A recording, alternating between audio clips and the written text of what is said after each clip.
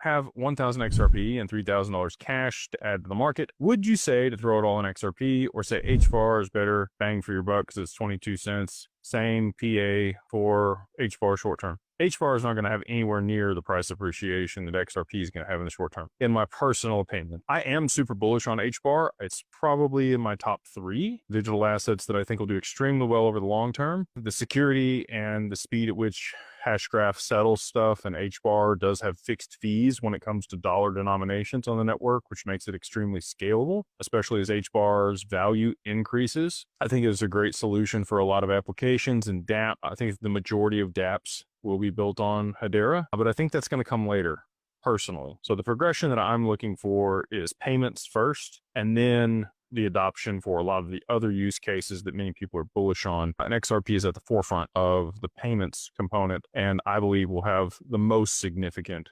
appreciation.